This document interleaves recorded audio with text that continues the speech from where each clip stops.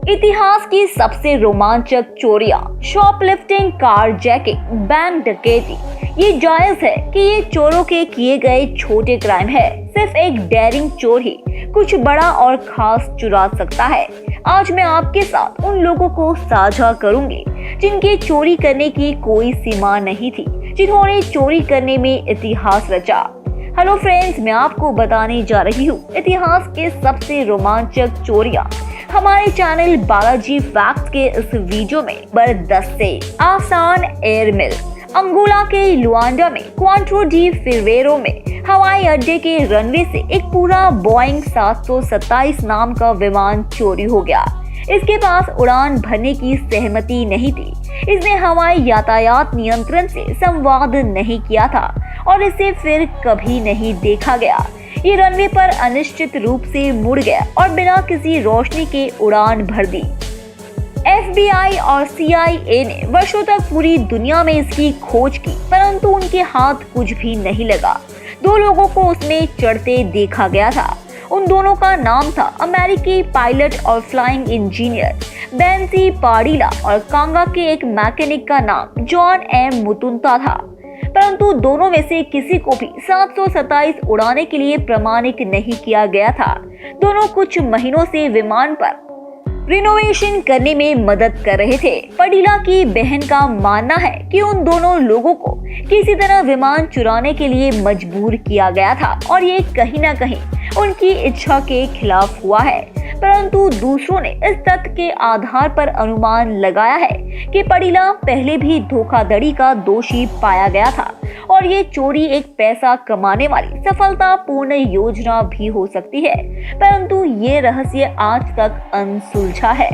Number 9, अबेयर बॉन्स operation. एक विचित्र अदालती मामला जिसे संयुक्त राज्य अमेरिका वर्सेस एक टायरानोसोरस बटार कंकाल के रूप में जाना जाता है। ये मामला चोरी किए गए डायनासोर की हड्डियों का था। ये मामला अग्नि परीक्षा बन गया तब जब फ्लोरिडा के व्यक्ति एरिक प्रकोपी एक टायरानोसोरस बटार के जीवाशय कंकाल को लाया, जो रेक्स का एक रिश्तेदार है जिसे हम जानते हैं और जिससे हम प्यार करते हैं। इसे मंगोलिया से यूके और फिर अमेरिका ले आया गया और रीति रिवाजों में उन्होंने दावा किया कि हड्डियां ब्रिटेन की धरती से आई है। अमेरिका पहुंचने पर प्रोकोपी ने $1 से अधिक में डीनों की नीलामी की, लेकिन जब मंगोलियाई सरकार को डायनासोर की असली उत्पत्ति के बारे में पता चला तो उन्होंने बिक्री पूरी होने से रोक दी। मंगोलियाई कानून के अनुसार जीवाशय सांस्कृतिक रूप से महत्वपूर्ण है और आधिकारिक अनुमोदन के बिना उन्हें हटाना अवैध है। नतीजतन प्राकोपी और अवैध वस्तुओं की तस्करी की साजिश रचने, चोरी की संपत्ति पर कब्जा करने और झूठे बयान देने के आरोप में गिरफ्तार किया गया। वह 3 माह तक जेल गया और कंकाल मंगोलिया चला गया और इसी के साथ बिलियन सालों से मरा हुआ डायनासोर बटार की ट्रिप कैंसिल हो गई और उन्हें वापस मंगोलिया ले जाया गया। Number 8, crime of century. वृक्ष जितना पुराना होता है, चोरी करना उतना ही कठिन होता है। पेड़ चुराना कभी आसान काम नहीं होता, लेकिन अगर साल 2012 के इस हैरान करने वाले मामले को देखा जाए तो आप भी आश्चर्यचकित रह जाएंगे। वैंकूवर द्वीप के शिकारियों को दक्षिण पश्चिमी कनाडा तट के पास एक विशेष लाल देवदार के पेड़ को चुराने के लिए बहुत योजना और धैर्य की आवश्यकता थी।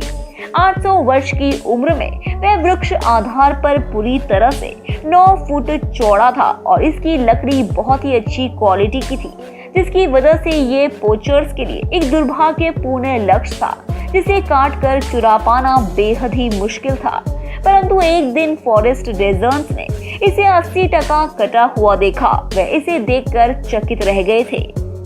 ऐसा लग रहा था कि इस पेड़ को चुराने की नाकाम कोशिश की गई है, परंतु इसे काट पाना बेहद मुश्किल था, इसीलिए इसे आधे पर ही छोड़ दिया गया और आज जो भी इसे चुराने आया था उसने बीच में ही हार मान ली। रेंजरों ने प्रोफेशनल को बुलाया और पेड़ को गिरने से बचाने के लिए सुरक्षित रूप से नीचे लेटा दिया ताकि कोई बदकिस्मत हाइकर इसके नीचे ना आ जाए। उन्होंने इसे डिकम्पोज करने और जंगल के जीवों के लिए छोड़ दिया। लेकिन ये सब चोरों की एक सफलतापूर्वक योजना थी। पेड़ के सुरक्षित कटने और वहीं छोड़ देने के बाद वे चोर वापस लौटे और सारा सामान चुरा लिया। अनुमान लगाया जा रहा है कि चोर उस विशाल वृक्ष को ले जाने के लिए आवश्यक भारी भरकम मशीनरी को कैसे प्राप्त कर पाए, लेकिन उन्होंने ऐसा किया, ये कारनामा फिर कभी नहीं देखा गया। नंबर 7, चोरों द्वारा प्रबुद्ध। सन 2015 में वॉशिंगटन के टेकोमा के एक मंदिर में लंबे समय के बाद बौद्धों को भौतिक वस्तुओं को त्याग कर ज्ञान के ऊपर रखने की सीख मिली। सिर्फ ये सीख उनके लिए काफी थी, क्योंकि इसमें 3000 पौंड 12 फुट ऊंचे तांबे के मट आकर की घंटी का नुकसान हुआ था। पुलिस हैरान थी कि घंटी के भारी वजन के होने के बाद भी चोरों ने चोरी को कैसे अंजाम दिया। मंदिर मठाधीश ने कहा कि जिन लोगों ने इसे चुराया है वे इस घंटी के महत्व पर विचार किए बिना सिर्फ पैसा कमाना चाहते थे और बौद्ध धर्म की विशेषता और इस घंटी की महत्वपूर्णता को नहीं समझते थे।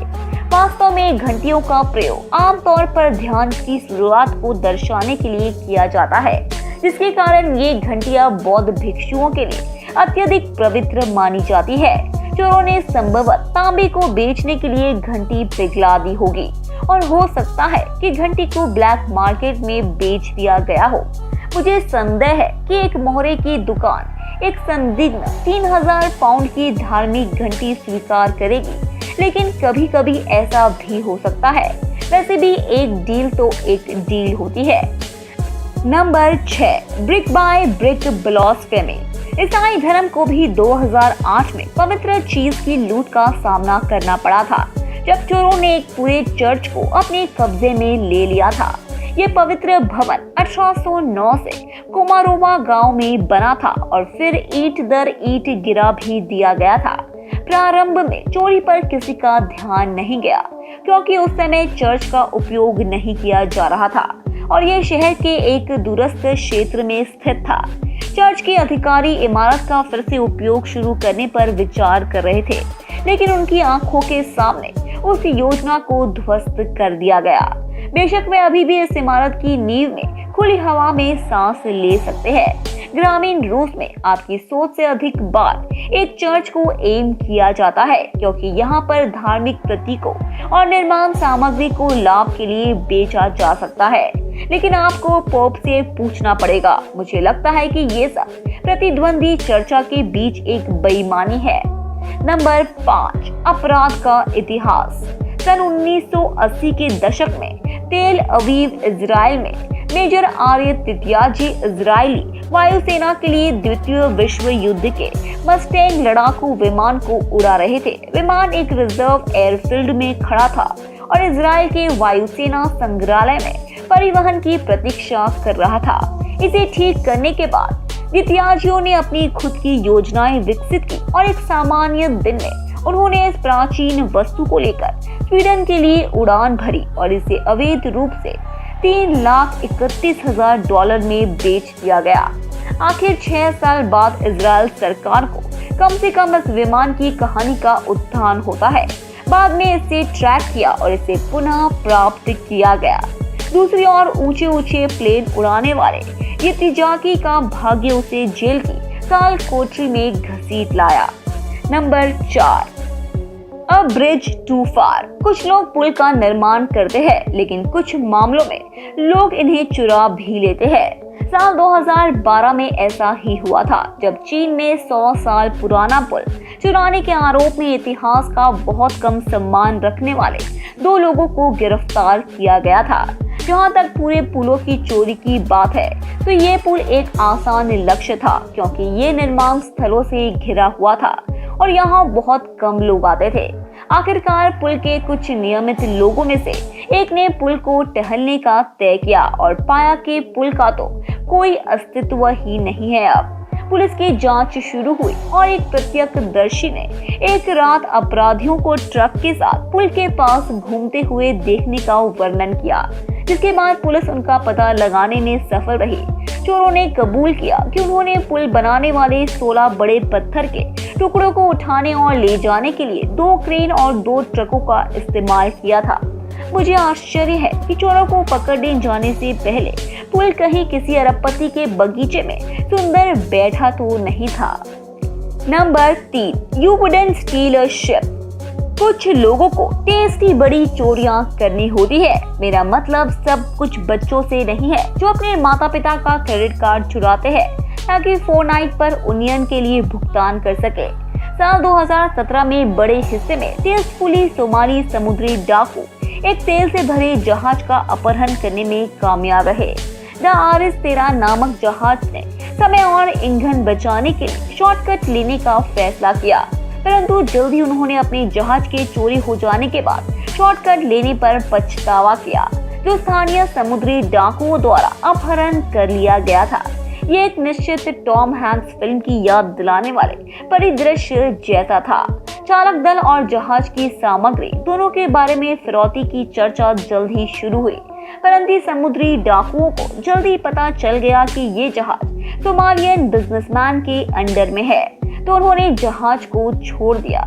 क्योंकि सोमालियन बिजनेसमैन से समुद्री डाकू उलझना हमेशा अवॉइड करते हैं, इसीलिए चालाक दल और बाद में जहाज दोनों को बिना फिरौती के रिहा कर दिया गया। अब तक की सबसे बड़ी चोरी करने के बाद भी पायलटों के हाथ कुछ नहीं, लेकिन समुद्र का नीला पानी लगा। दोस्तों, हमारा वीडियो अंत तक देखने के लिए बहुत बहुत धन्यवाद। कृपया करके हमारे चैनल को लाइक और सब्सक्राइब करें। फिर से धन्यवाद।